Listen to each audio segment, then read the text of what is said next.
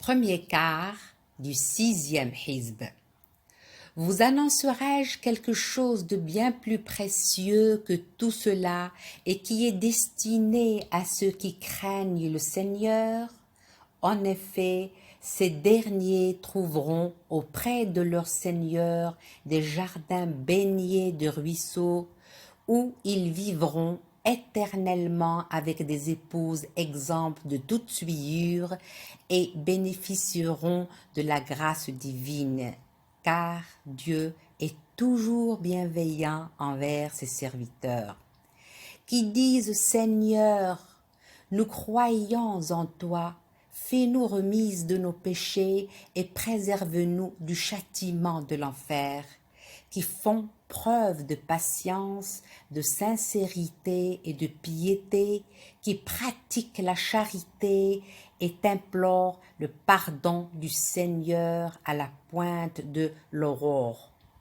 Dieu est témoin, et avec lui les anges et les initiés parmi les hommes, qu'il n'y a de divinité que lui, le Dieu de la justice. Il n'y a en vérité de divinité que lui, le puissant, le sage. La vraie religion pour Dieu, c'est l'islam. Et si les gens des Écritures se sont divisés entre eux, c'est uniquement par pure jalousie, après que la science leur fut donnée. Que celui donc qui renie les signes de Dieu sache que Dieu est prompt dans ses comptes. S'ils te contredisent, dis-leur, je me soumets à Dieu, moi et ceux qui me suivent. Après quoi, demande à ceux qui ont reçu l'écriture et non initiés, et vous, êtes-vous soumis à Dieu? S'ils se déclarent soumis à Dieu, c'est qu'ils ont pris la bonne voie. Mais s'ils s'en détournent, rappelle-toi que ton rôle se limite à transmettre le message. Dieu observe constamment ses serviteurs. Annonce un châtiment douloureux à ceux qui nient les signes de Dieu, assassinent injustement les prophètes et tuent ceux parmi les hommes qui prêchent la justice. Ce sont ceux-là qui perdent le bénéfice de leurs œuvres dans ce monde et dans la vie future et qui ne trouveront personne pour leur secours. Ne vois-tu pas comment un bon nombre de ceux qui ont reçu une partie des Écritures tournent le dos et s'éloignent avec dédain lorsqu'on les invite à se reporter au livre de Dieu pour trancher leurs différends? C'est qu'ils prétendent que leur séjour en enfer ne sera que de courte durée et se laissent ainsi induire en erreur par leurs propres mensonges.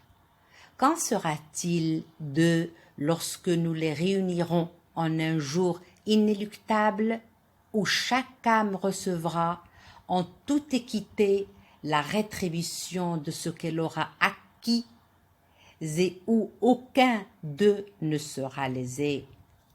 Dieu, ô mon Dieu, souverain suprême, tu donnes le pouvoir à qui tu veux et tu l'enlèves à qui tu veux.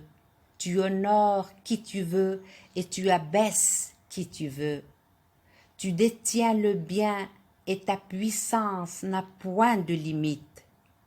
Tu insères la nuit dans le jour et le jour dans la nuit. Tu tires la vie de la mort et la mort de la vie. Tu enrichis qui tu veux sans compter.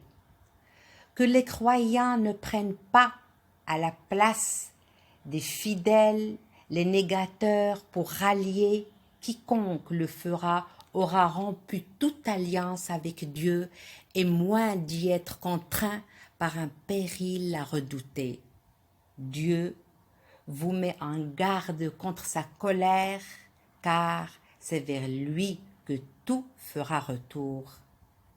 Dis-leur que vous dissimuliez ou que vous divulguiez ce que vous pensez, Dieu le saura toujours, car il connaît tout ce qui est dans les cieux et sur la terre. Dieu a pouvoir sur toute chose.